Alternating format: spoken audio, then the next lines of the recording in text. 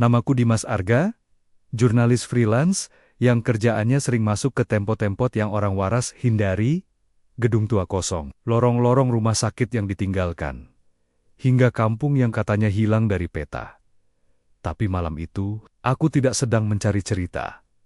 Cerita itu yang mencari aku. Wan. Telepon yang tidak seharusnya menyala ponselku berdering jam 1:27. Wip, suara getarannya menggema di kamar kontrakan kecilku di Rawamangun. Siapapun yang menelepon jam segini, pasti membawa dua kemungkinan, musibah atau berita besar. Dan yang muncul di layar, bukan nama asing. Bang Rado, Laskar Info Jakarta, aku langsung angkat. Rado, Dim, lu melek, aku. Yaelah bang, kalau udah nelpon jam segini, pasti ada apa-apa. Rado, lu ke Cakung sekarang. Gawat Dim. Serius. Aku. Apa? Kebakaran. Tragedi. Rado lebih parah. Warga nemuin gudang berisi puluhan kantong mayat. Aku mendadak bungkam. Kantong mayat? Puluhan? Di gudang? Jakarta nggak pernah kehabisan cerita aneh. Tapi ini beda. Lu yakin bukan prank warga? Rado, lu kira gua nelpon buat bercanda jam segini? Polisi udah di sana. Baru dibuka. Aku? Gudang siapa? Rado? Itu dia. Gak ada catatannya. Kayak gudang liar. Kayak tempat yang gak pernah ada. Telepon terputus tiba-tiba, hanya menyisakan suara tutut yang terdengar seperti peringatan. Dan entah kenapa, aku merasakan firasat buruk menusuk tulang. Tapi pekerjaan adalah pekerjaan dan yang lebih penting. Rasa penasaranku jauh lebih besar daripada rasa takut. Aku ambil kamera, mikrofon, senter, dan rompi media. Jakarta tengah malam cuci muka. Selalu meninggalkan jejak sunyi yang aneh. Bukan sunyi karena tak ada suara, tapi lebih ke sunyi yang mengawasi. Motor matiku melaju melewati jalanan industri. Tapi yang membuatku merinding, bukan dinginnya angin, melainkan fakta bahwa tidak ada satupun kendaraan lain di sekitar. Biasanya ada truk kontainer lewat, bus malam, atau minimal suara mobil dari kejauhan. Tapi malam itu, seperti zona kosong, aku menepi sebentar, mematikan mesin motor, dan mendengarkan, tidak ada suara apapun. Bahkan, suara anjing, seakan seluruh kawasan sengaja ditutup dari dunia. Aku menghidupkan mesin lagi, mempercepat laju, mencoba mengusir perasaan tak enak itu. Sri, warga yang panik. Sesampainya di lokasi, gang panjang di depan kompleks gudang sudah dipenuhi warga yang mondar-mandir, beberapa membawa HP dengan lampu menyala, aroma keringat, asap rokok, dan kecemasan bercampur jadi satu. Seseorang meneriakkan sesuatu. Kami lihat sendiri, Pak. Kantong mayat, banyak, yang lain menimpali. Itu bukan bangkai hewan, Pak. Itu bau mayat. Kami hafal. Suara polisi terdengar memaksa. Warga tolong mundur. Jangan memaksa masuk area penyelidikan. Lampu merah biru menari di dinding gudang tua yang catnya sudah mengelupas. Aku langsung menyalakan kamera, merekam suasana. 4. Gudang yang tidak ada datanya lokasinya. Gudang G-17 komplek pergudangan tua di pinggir kawasan perindustrian. Bangunannya tinggi, kusam, jendelanya pecah. Tapi ada satu yang janggal. Plakat nomor gudangnya terlihat baru. Paku-pakunya mengkilap. Seperti baru dipasang beberapa hari. Padahal, warga bilang, gudang itu sudah kosong 12 tahun. Saat aku melangkah ke halaman gudang, aku mencium sesuatu yang sangat tajam dan menyengat. Bau mayat. Aku hafal bau itu karena pernah liputan di RSUD saat kasus COVID memuncak. Tapi ini lebih pekat, lebih tua, seperti mayat yang sudah lama dibiarkan membusuk. Salah satu warga mendekatiku, laki-laki usia sekitar 50-an, wajah gelisah, napasnya tersengal. Mas wartawan ya? Iya pak. Mas, gue yang nemu pertama. Aku menoleh cepat. Bapak lihat apa? Wajahnya memucat. Matanya kosong. Saya cuma mau ambil barang. Gudang itu dulu punya saudara saya. Ia menelan ludah. Pas saya buka, orang-orang itu pada ketawa. Aku membeku. Ketawa? Maksudnya suara? Ia menggeleng cepat. Bukan suara, Mas, mukanya. Di dalam kantong, mereka kayak lagi nyengir. Aku merinding dari ujung rambut sampai kaki. Di balikku, polisi sedang menutup pintu gudang dengan garis kuning. Rado muncul dari kerumunan, ngos-ngosan.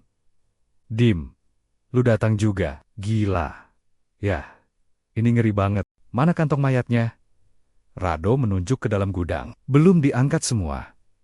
Baru 12 yang keluar. Tapi polisi bilang, ada puluhan lagi. Yang di dalam, campur. Ada yang baru, ada yang kayak sudah bertahun-tahun.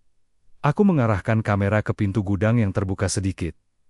Yang terlihat hanya gelap, dan barisan kantong hitam yang tersusun seperti stok barang. Ada puluhan, mungkin lebih. Polisi masih menginventarisasi. Petugas forensik memakai masker rangkap 2. Aku berdiri agak jauh, melaporkan situasi sambil merekam. Tiba-tiba, tok, suara itu dari dalam gudang. Aku menoleh cepat. Polisi dan forensik juga berhenti bergerak. Tok, tok, tok. Seperti ada seseorang mengetuk dari dalam salah satu kantong. Salah satu polisi mundur refleks. Polisi A, ada yang masih hidupkah?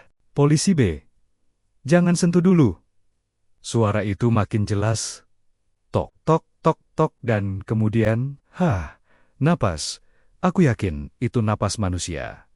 Warga mulai panik dan mundur. Astagfirullah, ada yang hidup dalam kantong mayat? Buka, Pak. Buka. Polisi memberi kode ke petugas forensik. Mereka mendekat, membuka ikatan kabel tis di salah satu kantong. Kain hitam itu disibak perlahan, dan aku melihat sesuatu. Bukan orang sekarat. Bukan orang mati, tapi sesuatu yang lebih mengerikan. Seorang laki-laki dengan mata terbuka lebar, tapi bola matanya sudah hilang. Mulutnya tersungging seperti dipaksa senyum. Lidahnya terpotong. Tapi yang membuat darahku membeku adalah ini. Dada mayat itu naik turun. Perlahan, tidak teratur. Seperti seseorang yang mencoba bernapas tanpa paru-paru. Petugas forensik langsung menutup lagi kantong itu sambil mundur. Tutup, tutup. Tutup. Jangan lihat lagi, aku tidak bisa bergerak. Tangan kiriku gemetar tak terkontrol. Rado memegang bahuku. Dim, lu lihat tadi. Itu bukan mayat biasa. Aku mengangguk.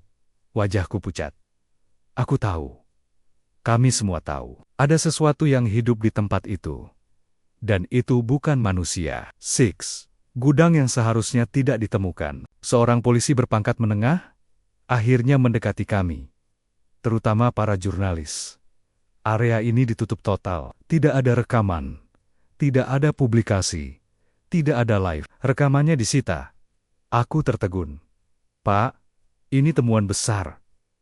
Kenapa ditutup? Ini masalah publik. Polisi itu menatapku dengan sorot lelah. Tahu? Takut? Mas, gudang ini tidak terdaftar dalam data pemerintah, tidak ada pemilik. Tidak ada surat tanah. Secara hukum, gudang ini bahkan tidak ada. Aku merinding lebih keras daripada sebelumnya. Bagaimana mungkin bangunan besar di tengah Jakarta tidak terdata? Polisi itu mendekat, berbisik, dan ini bukan pertama kalinya kami temukan kasus begini. Aku terpaku. Maksud Bapak? Ia menatap lurus ke pintu gudang. 2 tahun terakhir, 3 gudang serupa muncul. Dan hilang lagi sebelum kami tiba. Muncul. Dan hilang. Aku merasa darahku berhenti mengalir. 7. Detik saat sesuatu menatap balik saat polisi membubarkan warga, aku mencoba mengambil satu shot terakhir. Kamera diarahkan ke celah pintu gudang yang sedikit terbuka. Zoom perlahan, perlahan. Aku ingin merekam tumpukan kantong mayat itu, tapi di tengah gelap, ada sesuatu yang terlihat. Sebuah wajah. Putih. Pucat. Tanpa mata. Mulutnya menganga. Dan wajah itu menghadap langsung ke kamera. Suaraku tercekat. Dari celah bibir mayat itu, sesuatu bergerak. Bukan lidah. Bukan hewan. Tapi tangan kecil, seperti tangan bayi. Merangkak keluar dari dalam mulutnya. Seketika aku menjatuhkan kamera. Nafas memburu. Rado panik. Dim, kenapa? Lu pucat banget. Aku gemetar. Ada yang liatin gue. Siapa? Aku menggeleng. Keringat dingin menetes. mayatnya. Polisi akhirnya menutup seluruh area, menempatkan garis kuning ganda. Siaran langsung dilarang. Rekaman banyak jurnalis disita, tapi tidak dengan rekaman dari kamera cadangan kecilku yang kusembunyikan di dalam tas. Aku pulang dengan tubuh gemetar. Di motor, aku masih bisa mencium bau kantong mayat yang menempel di jaketku. Dan malam itu, bahkan setelah aku sampai rumah, bau itu ikut pulang bersamaku. Aku mencoba tidur, tapi suara yang sama dari gudang itu terdengar lagi di kepalaku.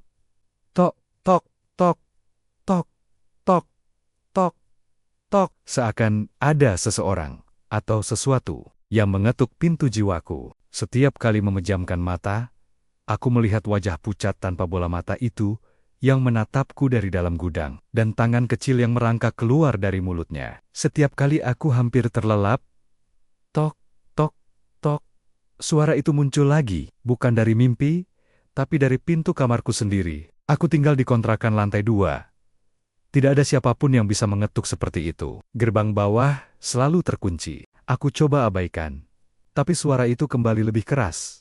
Tok, tok, tok. Seperti ada sesuatu yang mengikuti dari gudang. Sesuatu yang ingin memastikan aku tidak pergi jauh. Aku bangun, mencoba memegang gagang pintu, tapi tangan gemetar. Saat aku membuka perlahan, tidak ada siapa-siapa. Hanya lorong kontrakan yang gelap dan bau cat lembab. Tapi, di lantai, tepat di depan pintu kamar, ada 2 jejak hitam kecil, seperti sidik jari bayi. Melekat di lantai, aku mundur. Ini tidak mungkin. Ini tidak masuk akal. Aku sedang menolak kenyataan. Tapi kenyataan itu menolak untuk kutinggalkan. Aku menutup pintu cepat, memutar kunci, duduk di kasur, dan memeluk kamera cadangan kamera yang secara dayem-dayem masih menyimpan rekaman dari gudang. Rekaman yang polisi tidak tahu. Tuh, rekaman rahasia. Butuh waktu hampir 15 menit. Sebelum aku punya cukup keberanian untuk menyalakan laptop. Rekaman itu gelap, goyah. Suaraku terdengar panik. Tapi ketika kameranya mengarah ke celah pintu gudang, aku melihatnya lagi. Wajah itu kosong, pucat, mulut ternganga. Tapi kini aku menyadari sesuatu yang membuat bulu kuduku meremang. Wajah itu tidak hanya menatap ke arah kamera. Wajah itu mengikuti pergerakan kamera. Saat aku menggeser ke kiri, wajah itu seakan memiringkan kepala. Saat aku menurunkan kamera, wajah itu seperti menunduk. Seolah dia melihatku secara langsung. Aku memutar ulang. Zoom maksimal. Mulut mayat itu terbuka sangat lebar, lebih lebar dari anatomi manusia normal. Kemudian, sesuatu yang mirip jari kecil keluar dari dalam tenggorokannya. Dan kemudian, aku mendengar suara. Samar, terlalu pelan untuk didengar polisi tadi. Aku mengatur volume sampai hampir maksimum. Suara itu seperti bisikan tertahan. Temukan kami, nafasku tercekat. Di balik bisikan itu ada suara lain. Suara ketawa. Terkekeh. Jauh, tapi jelas. Kau sudah melihat, jangan berhenti. Aku langsung menutup laptop keras-keras. Tangan gemetar tak terkendali. Ini bukan hanya temuan kantong mayat. Ini bukan hanya pembunuhan massal. Ada yang lebih besar dan lebih gelap. Aku melihat jam. Di dinding 03. 11 WIB. Belum pagi, tapi rasanya sudah gelap berminggu-minggu. Aku bangun jam 10. Dengan kepala berat dan badan letih seolah tidak tidur semalam. Tidak ada suara ketukan lagi. Tapi jejak hitam itu masih ada di lantai. Tidak hilang. Aku lupa soal sarapan, langsung pergi ke kamar mandi, membasuh wajah. Saat melihat cermin, aku sadar sesuatu yang membuat wajahku memucat. Di bawah telinga kanan, ada bekas goresan kecil seperti jari mungil menarik kulitku saat aku tidur. Aku terhuyung ke belakang. Tidak mungkin. Aku memegang leherku, bekas itu nyata, terasa perih. Aku tahu satu hal. Aku tidak boleh tinggal diam. Kasus ini bukan kasus kriminal biasa. Aku harus mencari tahu siapa pemilik gudang itu, siapa mayat-mayat itu, dan apa yang sebenarnya terjadi. Dan satu-satunya orang yang mungkin tahu lebih jauh adalah Pak Rahmat, ketua RT yang pertama menemukan gudang terbuka. 4. Wawancara pertama. Kesaksian Pak Rahmat. aku menemui Pak Rahmat di warung kopi dekat lokasi. Wajahnya tidak setegang semalam, tapi matanya kosong. Seperti habis melihat sesuatu yang tidak bisa diceritakan dengan kata-kata. Pak Rahmat, saya Dimas, jurnalis. Bapak tidak apa-apa setelah kejadian semalam. Ia hanya menatap gelas tehnya lama. Sebelum akhirnya bicara. Mas Dimas, yang kita lihat di gudang itu bukan manusia biasa. Bapak lihat apa? Ia menggenggam gelasnya kuat-kuat. Saya lihat salah satu kantong bergerak. Pelan. Tapi saya lihat. Aku mengangguk. Polisi bilang, ada 2 gudang lain sebelumnya. Bapak tahu? Ia tersentak. Menatapku tajam. Mas, jangan bahas itu di sini. Kenapa? Pak Rahmat menunduk. Suaranya hampir berbisik. Karena yang tahu soal gudang-gudang itu.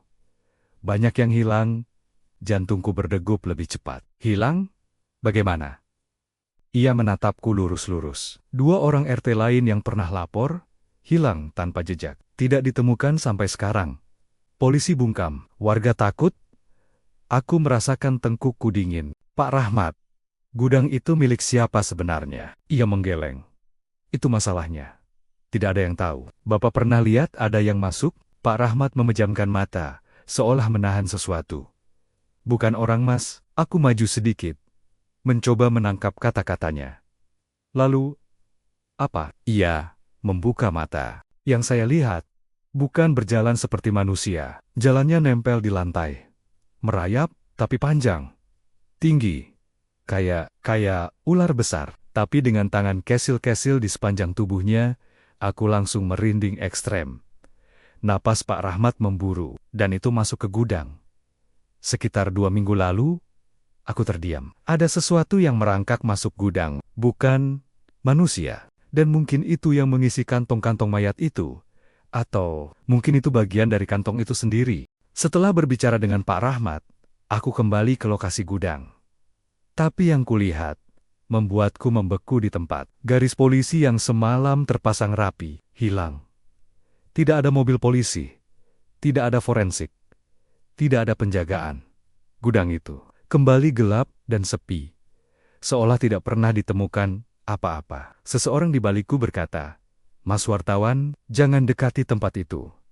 Aku menoleh. Seorang ibu paruh baya berdiri sambil membawa tas sayur. Semalam rame, Bu. Kok sekarang tidak ada opo-opo semalam, Mas?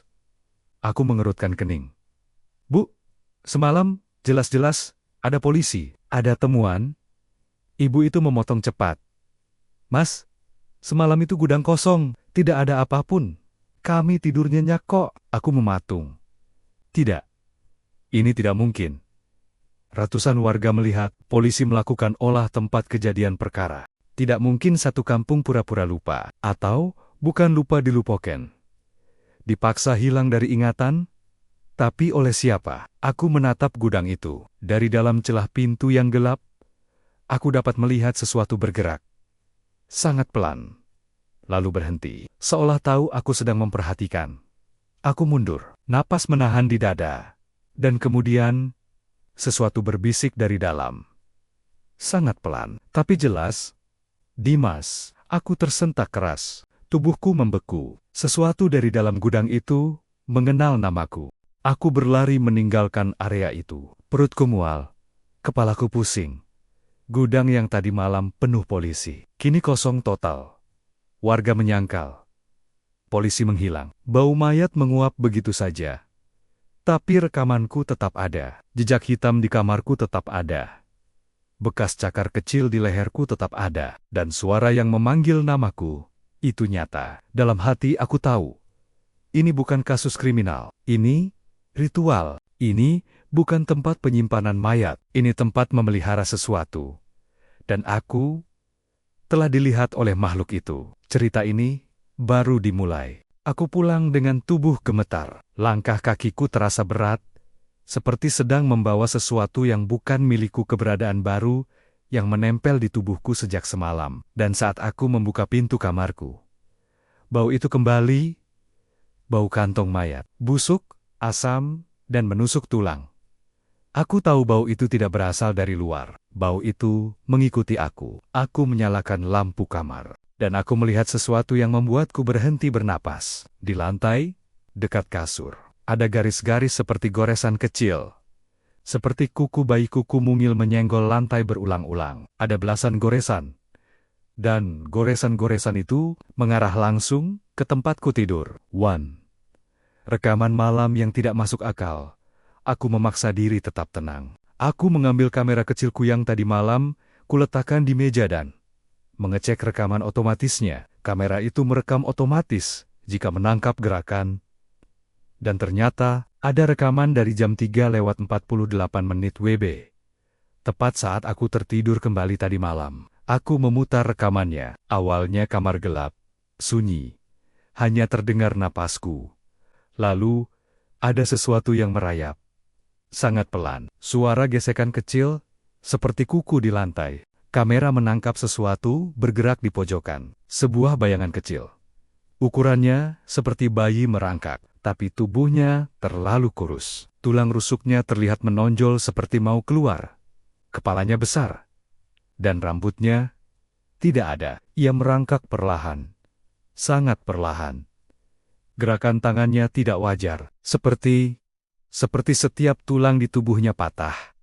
Dan makhluk itu merangkak ke arah kasurku. Hatiku serasa mau meledak melihat rekaman itu. Makhluk itu merayap naik ke ujung kasur. Mendekati wajahku yang sedang tidur. Dan kemudian, ia mengulurkan tangan kecilnya. Menyentuh leherku. Bekas goresan itu jelas terlihat terbentuk saat itu. Aku mematikan video. Tanganku gemetar hebat. Ini bukan lagi tentang gudang. Ini bukan kasus kriminal. Ada sesuatu yang ikut pulang bersamaku dari sana. Kedua, melacak informasi yang tidak ingin ditemukan, aku keluar kamar. Menuju warung internet 24 jam di ujung blok. Aku harus mencari arsip lama. Kasus hilangnya puluhan orang, gudang misterius. Bangunan yang tidak terdata. Aku mencari berita lama, 5 tahun terakhir. Dan benar saja, ada pola. 2019, gudang di Priok warga, mencium bau busuk. Selama 3 hari. Saat polisi datang, gudangnya kosong. 2021, gudang di rorotan satu keluarga, hilang setelah melapor soal suara aneh dari gudang kosong. Kasus dihentikan. 2022 gudang di Kalideres ditemukan bercak cairan hitam seperti darah lama. Tidak ditemukan pemilik. Warga pindah satu persatu. Dan sekarang, cakung ke 2025, setiap 15-20 bulan, kasus serupa muncul. Tapi yang paling aneh adalah ini. Semua laporan warga hilang dari database kepolisian. Beberapa laporan bahkan tertulis, kasus dibatalkan. Tidak ditemukan bukti. Gudang tidak ada. Padahal bangunannya jelas berdiri. Dan lebih aneh lagi, Google Maps Street View menunjukkan bahwa gudang G17 tidak pernah tercatat dalam gambar apapun. Seolah bangunan itu muncul begitu saja, kayak ditanam. Saat aku pulang dari warung internet, aku merasakan sesuatu yang tidak beres. Lorong kontrakan terasa lebih gelap. Lampu-lampu kuning tampak seperti bergetar. Ketika aku membuka pintu kamar, ada suara ketukan lembut dari dalam lemari pakaianku. Tok, tok, tok. Lemari itu tertutup rapat. Aku tidak mendekat. Aku hanya menatap, dan suara itu berhenti. Aku memegang gagang pintu lemari dengan tangan gemetar. Membuka sedikit. Kosong. Tidak ada apa-apa. Aku menutup lemari pelan. Dan tiba-tiba dari bawah kasur, muncul suara lain. Gerek.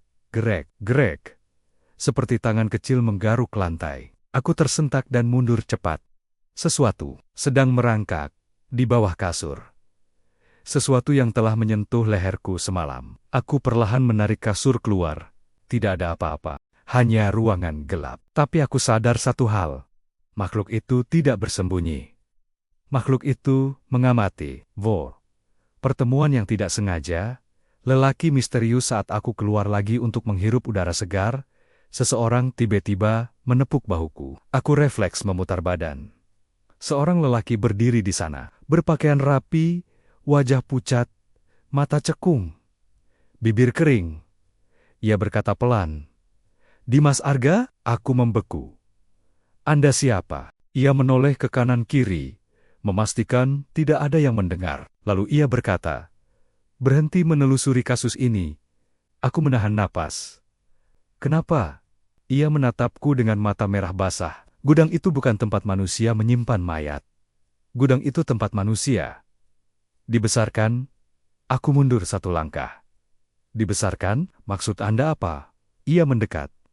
Nadanya hampir bergetar. "Itu bukan gudang penyimpanan, Dimas. Itu kandang." Aku terguncang. "Kandang? Untuk apa?" Ia hanya menjawab, "Untuk mereka."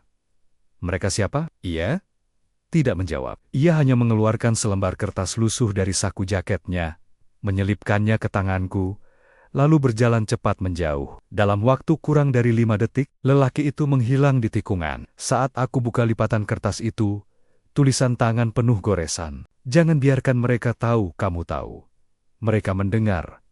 Mereka mencium. Mereka datang lewat celah kecil." Dan di bawahnya, gambar goresan cepat seorang bayi tanpa mata, sedang merangkak keluar dari mulut mayat. Aku terdiam. Panjang, dingin, tak bisa bergerak. Sosok yang mengunjungi kamar tadi malam adalah bayi dari gudang itu. Malam itu, aku memutuskan untuk pergi ke rumah Rado, teman jurnalis yang mengundangku ke tempat kejadian perkara. Rumahnya di Rawa Kelapa. Hanya 15 menit naik motor. Aku mengetuk pintunya 3 kali. Tidak ada jawaban. Lampunya mati. Tapi pintu tidak terkunci. Aku masuk perlahan.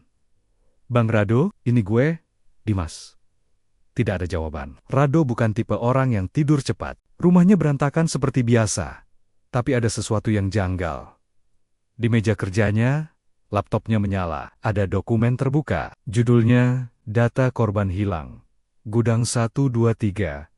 Aku melihat daftar nama. Ada 46 nama di dalamnya. Rado menelusuri ini diam-diam. Tapi saat aku hendak membaca lebih lanjut, aku mencium bau itu lagi.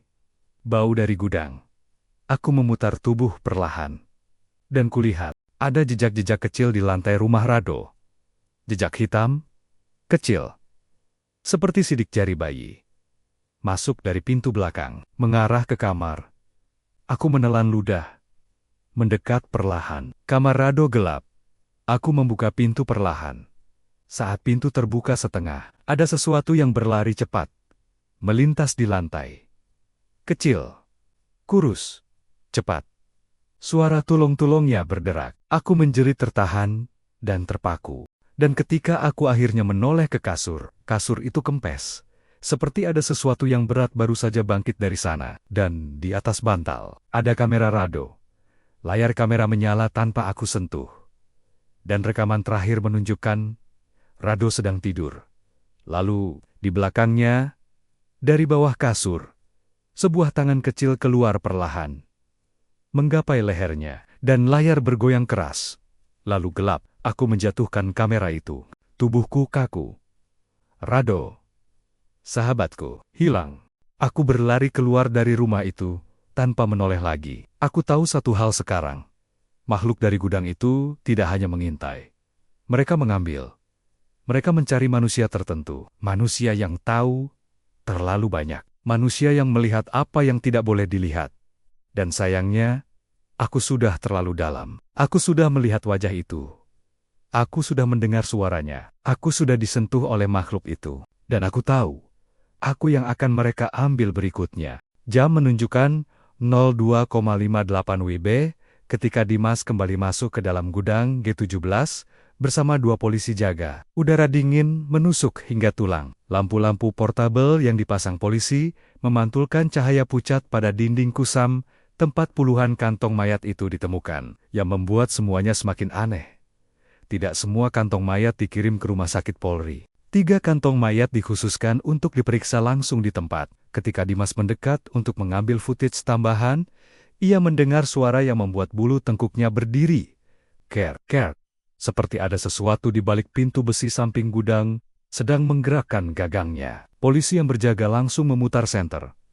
"Hei, siapa di situ?" Tidak ada jawab, tapi gagang pintu itu masih bergerak sendiri. Dimas sadar, itu bukan suara angin.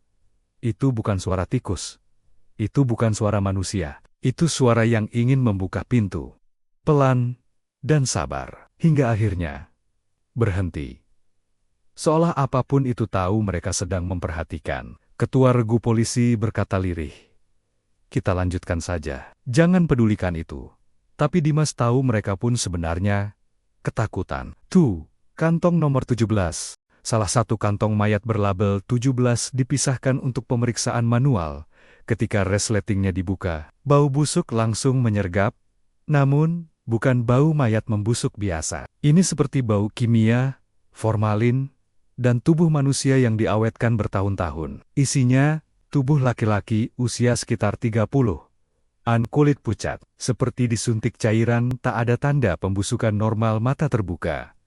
Memandang kosong. Tubuh membeku kaku, seperti boneka polisi forensik, mengusap leher manusia itu. Dingin, seperti baru dikeluarkan dari freezer.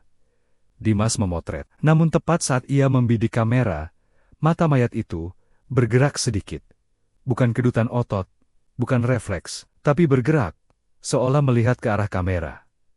Dimas mundur.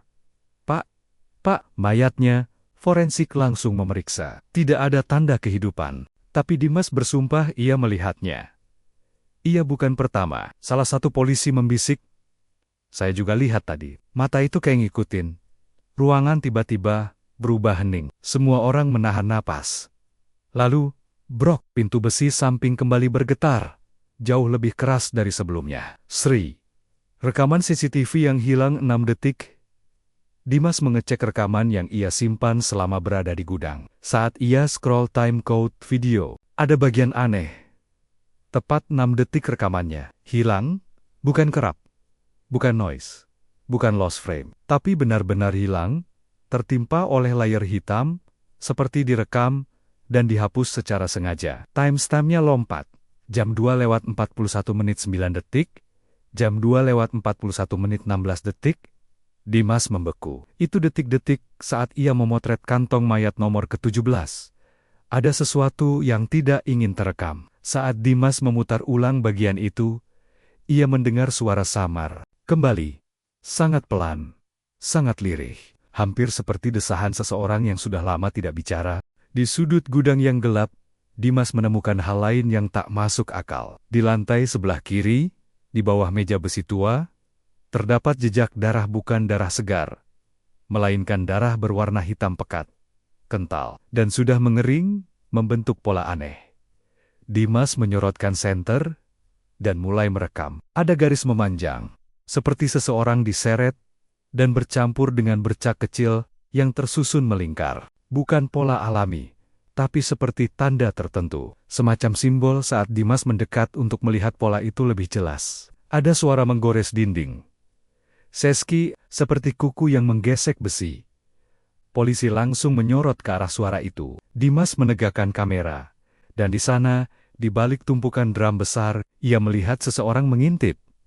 Hanya separuh wajah. Tapi yang membuat lututnya goyah adalah wajah itu. Adalah wajah laki-laki dari kantong mayat 17, mata yang sama, tatapan kosong yang sama. Polisi menyambar senjata. Ketika mereka mengejar ke belakang tumpukan drum, tidak ada siapa-siapa. Mayat 17 masih tergeletak di meja. Tidak bergerak, seharusnya mustahil. Tapi mereka semuanya melihatnya. 5. Catatan misterius di dinding. Dimas memperhatikan dinding kanan gudang yang mulai terkuak setelah rak-rak tua dipindahkan polisi. Ada tulisan yang disemprot dengan cat hitam. Jangan buka. Mereka tidak sepenuhnya mati. Tutupi suara mereka. Lalu, tertulis dengan goresan benda tajam, yang pergi tidak pernah pergi. Polisi foto. Dimas rekam, namun ia sadar, tulisan itu bukan coretan kriminal biasa. Tulisannya seperti dibuat seseorang dalam keadaan panik, ketakutan, mungkin terkurung, karena di bawahnya terdapat bekas kuku, bekas garukan, bekas tangan yang berusaha memohon, dan di lantai, terdapat sepotong kuku manusia, masih menempel sedikit daging di ujungnya. 6. Alarm yang tidak ada. Tiba-tiba alarm nyaring berbunyi. Bukan alarm polisi, bukan alarm mobil, bukan alarm gedung. Ini seperti alarm laboratorium, suara panjang dan menusuk. Delibuluh, pumpa, delibuliba, delibulima. Delibapar, deribulima. Berkelit, beberapa mati sendiri. Senter polisi berkedip, suara langkah tergesa, terdengar dari lorong belakang gudang. Bukan satu langkah, bukan dua, tapi banyak, seperti sekelompok orang berlari mendekat dari kegelapan. Polisi bersiap. Semua keluar. Semua keluar sekarang. Dimas menoleh ke belakang. Namun, langkah-langkah itu berhenti tiba-tiba. Sunyi. Terlalu sunyi. Seolah seluruh suara disedot dari udara. Kemudian, tok, tok, tok, suara ketukan. Dari mana? Dari balik pintu besi besar, yang sejak awal tidak boleh dibuka. Pintu yang diberi rantai ganda. Polisi senior langsung berbicara tegas. Jangan ada yang dekati pintu itu, apapun yang terjadi. Dimas merekam dari jauh. Ketukan itu berubah. Ritme, awalnya pelan, lambat, ragu, lalu berubah cepat. Beringas, seperti seseorang, atau sesuatu, yang ingin keluar. Tioka toka toka toka toka toka toka.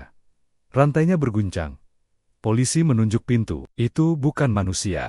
Lampu portabel mati secara bersamaan. Hening pecah oleh suara desisan panjang. Haha, seperti seseorang menarik napas setelah lama tenggelam. Kemudian, di tengah gudang, kegelapan membentuk siluet, muncul perlahan, seolah menempel di lantai seperti kabut hitam. Siluet itu memanjang, membesar, sampai terlihat seperti seseorang berdiri membungkuk. Dimas menyorotkan senter, dan itu adalah wujud tubuh manusia. Tapi tanpa wajah. Kulitnya pucat, tangannya gemetar. Tubuhnya bergetar seperti jeli, dan dari dadanya keluar bunyi retakan tulang. Polisi menembak, tapi suara tembakan teredam. Seolah tidak menembus ruang, makhluk itu melayang mendekati mereka. Tanpa bergerak kakinya, Dimas mundur sambil memegang kamera. Makhluk itu berhenti tepat 3 meter di depannya. Lalu, seperti masukan data, ia mengeluarkan suara dari tenggorokan. 17, tang, gung, jawab. Kemudian tubuhnya runtuh. Seperti kain basah, melebur di lantai. Tidak ada bekas, tidak ada daging, hanya bau menyengat, dan tanda hitam melingkar. Evakuasi panik polisi, langsung menyeret Dimas keluar. Kita tutup tempat ini. Sekarang, dari luar gudang, warga melihat polisi berhamburan. Beberapa berteriak ketakutan. Ada yang pingsan, ada yang histeris.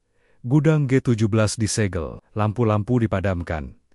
Garisan polisi dipasang lebih tebal. Dimas terduduk, masih memegang kamera. Dalam rekamannya, di detik terakhir sebelum mereka keluar, terdengar suara dari dalam gudang. Bukan suara langkah, bukan suara manusia, bukan suara benda jatuh, tapi suara bisikan banyak orang, berulang-ulang, nada yang sama, ke arah kamera. Kembali, kembali, kembali. Seolah apapun yang berada di dalam gudang itu baru saja bangun, dan belum sempat keluar. Pukul 04,15 WIB, hampir semua kantong mayat sudah dibawa menuju Rumah Sakit Polri Kramat Jati. Kecuali beberapa yang diisolasi. Dimas mengikuti dari jauh, mencoba tidak menarik perhatian polisi.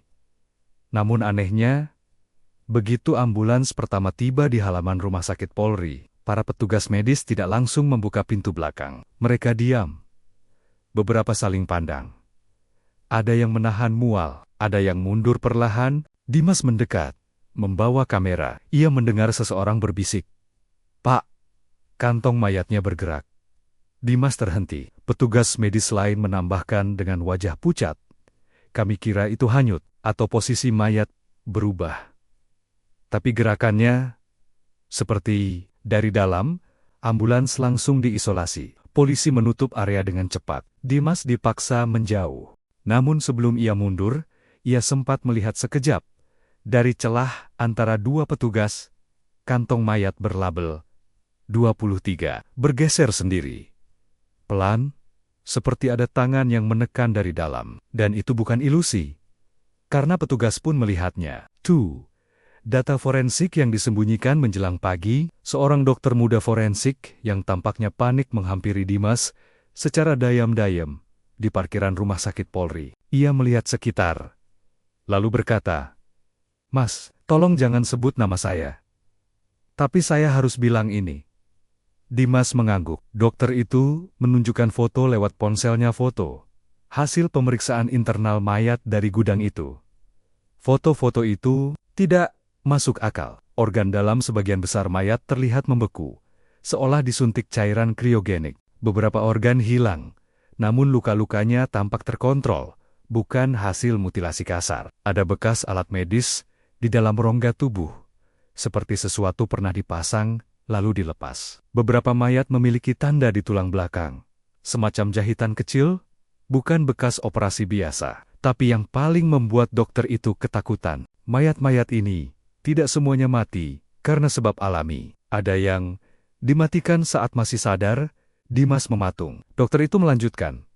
Dan beberapa jaringan tubuhnya masih berfungsi ketika kami periksa. Dimas langsung meremangkan seluruh tubuhnya. Berfungsi. Maksudnya masih hidup? Dokter itu tidak menjawab secara langsung. Ia hanya berkata pelan. Mas, kalau saya bilang beberapa sel tubuh itu merespons cahaya, Mas percaya? Dimas tidak bisa berkata apa-apa. Dokter itu mundur sambil berbisik, tutup liputan ini. Kalau Mas teruskan, Mas bisa hilang. Seperti mereka. Ketiga, penemuan nama-nama yang hilang. Dimas kembali ke kosnya untuk menyimpan file. Tapi saat membuka hasil foto satu persatu, ia menemukan pola baru. Beberapa kantong mayat memiliki kode 7 huruf. Misalnya, ALR 016, NOX 022, KTR 015, BLA 009, SRT 017. Dimas mengira itu sekadar kode produksi atau inventaris, sampai ia mendapat DM di Instagram dari akun anonim. Cek database orang hilang. Cocokkan dengan kode kantong mayat itu.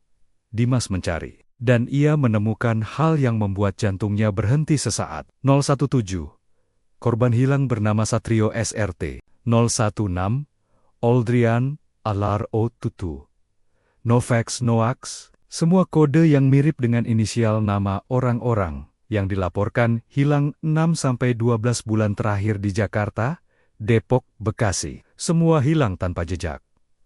Semua kasus dihentikan tanpa kejelasan. Dan yang lebih gila, sebagian keluarga korban tidak diberitahu bahwa mayat mereka ditemukan. Terutama korban kurang 17 yang matanya sempat bergerak. 4. Keberadaan polisi khusus. Malam itu, sekitar jam 19:40, Dimas kembali ke lokasi gudang G17.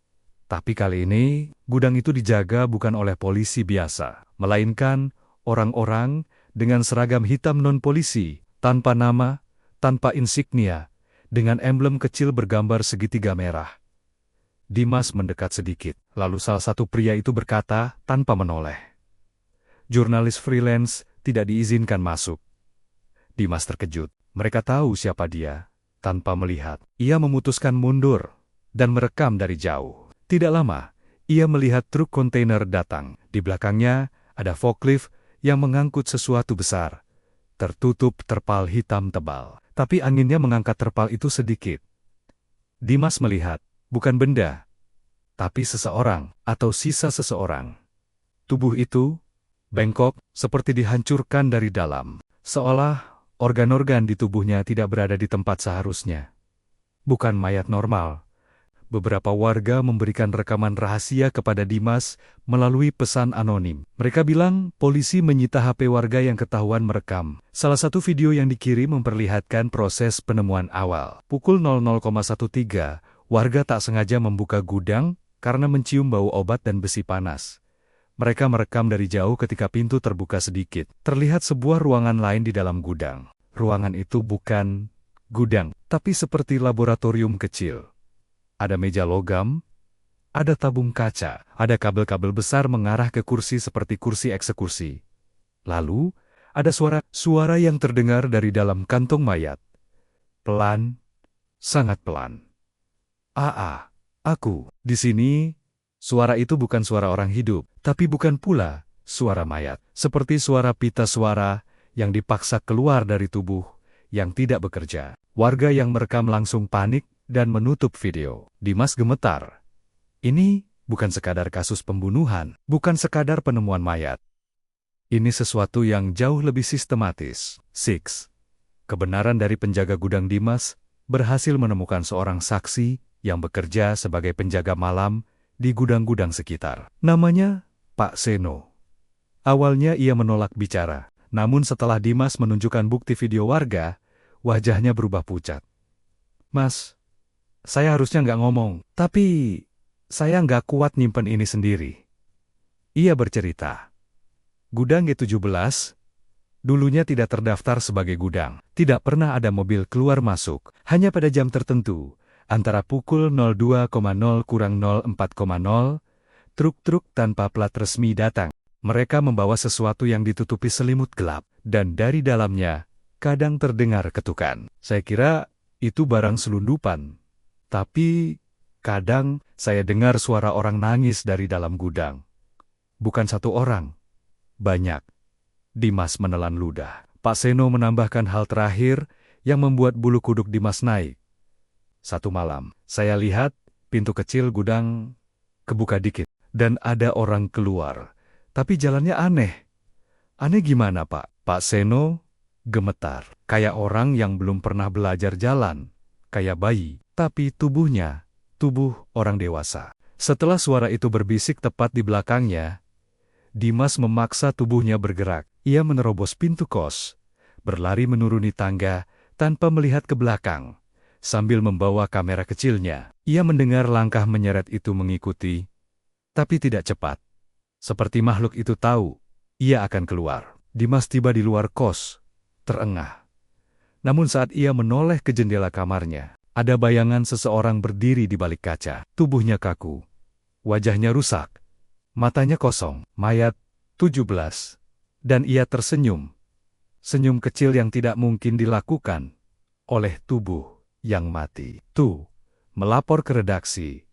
Ditolak. Dimas langsung menghubungi editor sebuah portal berita besar, tempat ia kadang bekerja freelance. "Bang, ini kasus besar.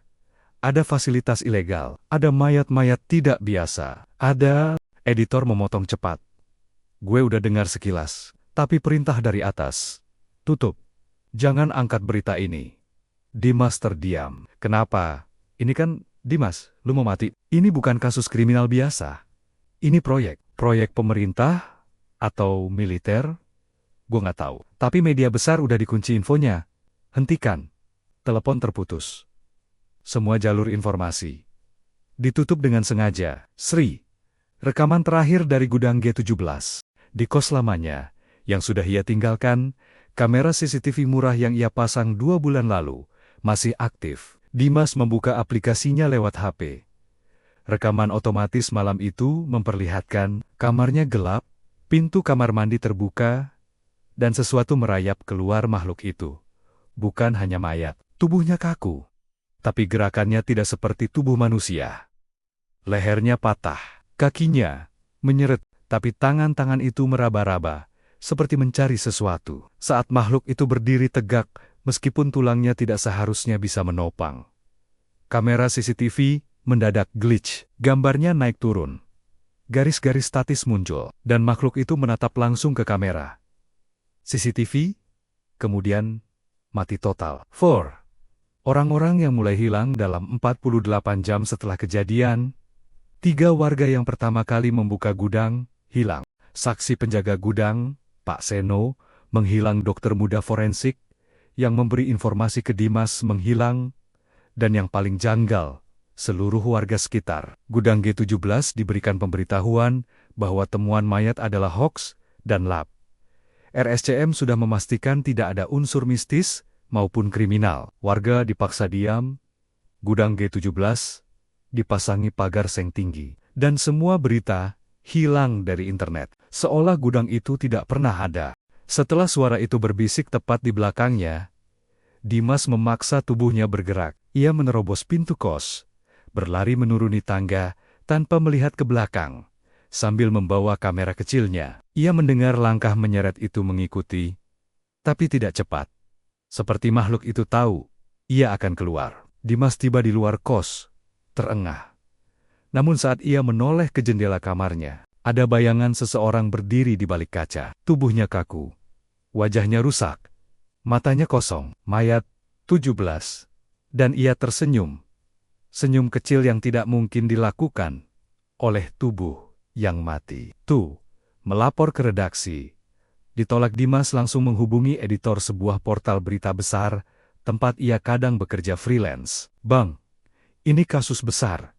Ada fasilitas ilegal, ada mayat-mayat tidak biasa, ada... Editor memotong cepat. Gue udah dengar sekilas, tapi perintah dari atas. Tutup. Jangan angkat berita ini. Dimas terdiam. Kenapa? Ini kan, Dimas, lu mau mati. Ini bukan kasus kriminal biasa. Ini proyek. Proyek pemerintah atau militer? Gue nggak tahu. Tapi media besar udah dikunci infonya. Hentikan. Telepon terputus. Semua jalur informasi ditutup dengan sengaja. Sri. Rekaman terakhir dari gudang G17. Di kos lamanya, yang sudah ia tinggalkan, kamera CCTV murah yang ia pasang 2 bulan lalu masih aktif. Dimas membuka aplikasinya lewat HP. Rekaman otomatis malam itu memperlihatkan kamarnya gelap, pintu kamar mandi terbuka, dan sesuatu merayap keluar makhluk itu. Bukan hanya mayat, tubuhnya kaku. Tapi gerakannya tidak seperti tubuh manusia. Lehernya patah, kakinya menyeret, tapi tangan-tangan itu meraba-raba, seperti mencari sesuatu. Saat makhluk itu berdiri tegak, meskipun tulangnya tidak seharusnya bisa menopang. Kamera CCTV mendadak glitch, gambarnya naik turun. Garis-garis statis muncul, dan makhluk itu menatap langsung ke kamera. CCTV kemudian mati total. Dalam 48 jam setelah kejadian, 3 warga yang pertama kali membuka gudang, hilang. Saksi penjaga gudang, Pak Seno, menghilang. Dokter muda forensik yang memberi informasi ke Dimas, menghilang. Dan yang paling janggal, seluruh warga sekitar gudang G17, diberikan pemberitahuan bahwa temuan mayat adalah hoaks, dan lab RSCM sudah memastikan tidak ada unsur mistis maupun kriminal. Warga dipaksa diam. Gudang G17 dipasangi pagar seng tinggi, dan semua berita hilang dari internet. Seolah gudang itu tidak pernah ada. 5. Serangan terakhir malam ketiga setelah kejadian. Dimas menginap di hotel murah di Keramat Jati, mencoba mengedit laporan untuk disimpan sebagai dokumentasi pribadi. Pukul 02.13, listrik kamar mati. TV menyala sendiri, menampilkan layar hitam. Di layar hitam itu muncul tulisan 017, deteksi subjek. Lokasi terlacak, keluar ruangan. Dimas langsung bangun. Namun, pintu kamar hotel tidak bisa dibuka. Seperti dikunci dari luar. Ia mundur. Dari ventilasi AC, terdengar suara napas berat.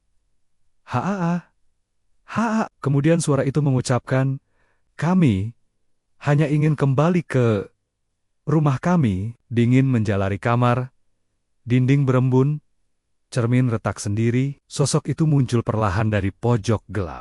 Mayat 17.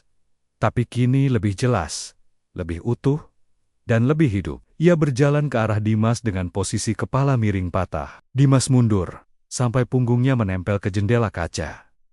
Makhluk itu mendekat, dan mendekat, kemudian berhenti. Ia membisikkan satu kalimat terakhir. "Sebarkan kebenaran kami." Lalu tubuhnya menguap, menjadi kabut hitam tipis, yang masuk kembali ke ventilasi AC. Semudah itu, secepat itu. 6. Apa yang sebenarnya terjadi? Plot twist mengguncang. Setelah semua kejadian itu, Dimas kembali memeriksa simbol-simbol di lantai gudang. Ia menemukan sesuatu yang luput dari perhatian. Ke-17 kantong mayat yang penuh anomali, ternyata berasal dari program eksperimen medis gelap yang dicurigai dijalankan oleh kelompok tertentu yang bekerja di luar struktur resmi, memanfaatkan tunawisma, orang hilang, pasien sekarat tanpa keluarga, korban kriminal tak dikenal. Eksperimen itu bertujuan merestorasi fungsi biologis manusia setelah kematian jangka panjang. Dengan kata lain, mereka mencoba menghidupkan kembali manusia, bukan secara spiritual, bukan secara supranatural, tapi secara biologis. Mereka mencoba mengaktifkan ulang jaringan otak dan organ vital menggunakan cairan kriogenik, rangsangan listrik tingkat tinggi, serum khusus yang menunda pembusukan, dan metode yang belum pernah diungkap. Namun, hasilnya bukan manusia, tapi bukan mayat juga. Mereka jadi sesuatu di antara hidup dan mati. Sadar, bisa melihat, bisa merasakan, tapi tidak bisa kembali seperti dulu. Eksperimen itu gagal. Dan 17 subjek itu melarikan diri, tapi tubuh mereka tidak tahan lama di luar fasilitas. Maka mereka kembali ke tempat terakhir mereka, diperlakukan. Tidak untuk menyerang, tidak untuk membunuh, tapi karena mereka tidak punya tempat lain untuk kembali. Gudang G17 adalah rumah terakhir mereka. Kantong-kantong mayat itu bukan hasil pembunuhan. Itu adalah para korban eksperimen yang mencoba kembali ke tubuhnya sendiri. Mereka ingin pulang. Mereka ingin diakhiri dengan layak. Mereka ingin berhenti terjebak di antara hidup dan mati. Kini, 8 bulan berlalu. Dimas tidak pernah mempublikasikan kasus ini ke media. File aslinya terenkripsi, karena setiap kali ia mencoba menulis ulang, setiap malam pukul 2 tepat, ia mendengar suara di luar jendela apartemennya yang baru. Suara menyeret kaki, suara napas berat, dan suara yang ia kenal baik. 17. Masih menunggu? Kadang, Dimas mengabaikannya. Kadang ia menangis tanpa suara, dan pada malam tertentu, ia bahkan meyakini sosok itu masih mengawasinya dari balik lemari pakaian. Sampai sekarang, jika Dimas memejamkan mata terlalu lama, ia selalu melihat hal yang sama. Gudang G17. Gelap, hening, dan pintu besi besar di tengahnya perlahan terbuka, seolah memanggilnya untuk kembali, untuk menyelesaikan apa yang belum selesai. Dan Dimas tahu, cepat atau lambat, ia harus kembali. Untuk ke-17, subjek itu, untuk kebenaran, untuk menutup pintu itu selamanya.